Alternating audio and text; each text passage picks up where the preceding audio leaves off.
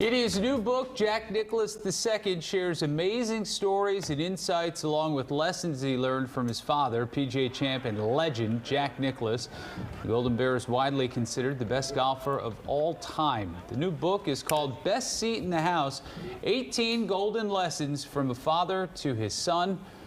And Jack II joins us this morning. Good morning. Thanks for joining us. Good morning, guys. Happy to be on board with you. So what was the impetus for you writing this book? What was the inspiration? Obviously, your dad is a legend and probably has shared so many lessons with you over the years, but why now and why a book like this? Well, honestly, I've been writing kind of notes and journals and scrap pieces of paper for years and years. It kind of goes back to the 1986 Masters, where I had the privilege of walking side by side with Dad when he won his 6th green jacket, and felt like I had a great seat, probably the best seat in the house, so to speak, watching Dad win that Masters in '86. And then I kind of stepped back and said, you know what, I've had an amazing seat, not only to watch a victory that particular Sunday, but to watch a great career, but most importantly, a great man. How do you caddy for your dad? Do you? I can't imagine you saying, "Dad, you don't want to hit it there." Not a chance.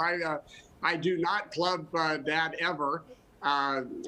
Basically, Dad had me first caddy for him in 1976. His caddy, Jimmy Dickinson, at the British Open tore his Achilles, and I just happened to be there to carry the bag. I was only 14 years old, and I learned very quickly that I'm mostly a friend on the golf course, and try to make sure that Dad's good and he has what he needs. So much of this book is about life lessons and about, your dad being a big family man, even despite all of his success. I like how you say that he attended all of your games and activities despite his schedule. That's really amazing.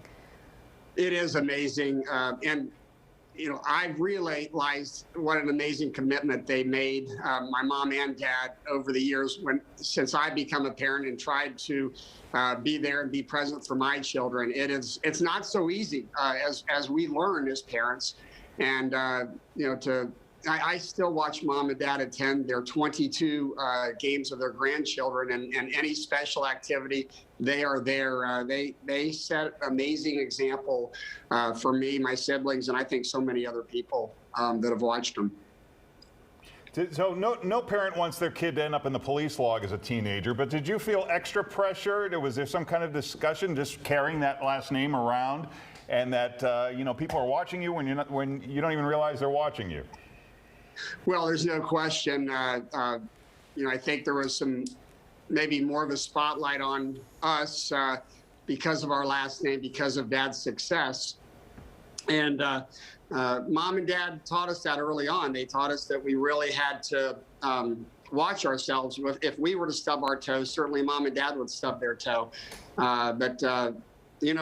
We all, hey, I'm not going to tell you we didn't get in trouble, and I'm not going to tell you my kids haven't gotten in trouble, but you try to manage it, and hopefully you learn from stubbing your toe, and you know better the next time, right? I hope. Jack, I don't know if it's as big a debate as it was maybe 5-10 years ago about who the greatest golfer of all time is. I think most people universally would say your dad. But aside from winning all the majors and all those credentials that would make him the best, what are some things about watching him, observing him as a golfer over the years that in your mind say, this guy is at a level that few others ever will be? Well, I think you're always going to have the debate who's the greatest of their game, of their trade. You look at Ben Hogan, Sam Snead, my father, Tiger Woods. Some of the young guns today. I think they all figure out a way to be great and make that putt when they need to make that putt. It'd be so great to put them all together in a time capsule and see who would come out on top. But I observed Dad for so many years, and honestly, I think his biggest advantage was his mind, how he thought. He was always able to kind of step back.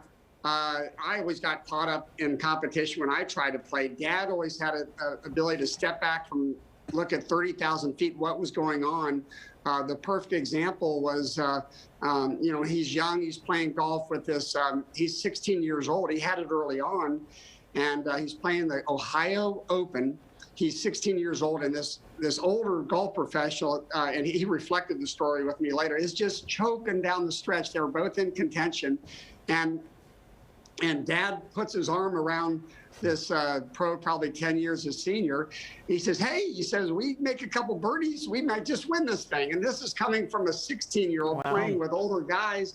And I don't know how he got that he just saw it from a bigger perspective, and he always had fun. And another thing, when it seemed like when his competitors got nervous, Dad seemed to relax. And I asked him about that, and he said, well, he says, why do I want to get nervous? I would get nervous if I wasn't prepared. And Dad always felt like he was prepared. Wow. Well, it's fascinating. For more information, you can check out Nicklaus.com. Thanks so much for joining us. Happy to be here. Thanks so much for having me on board as well. Take care. Thank you.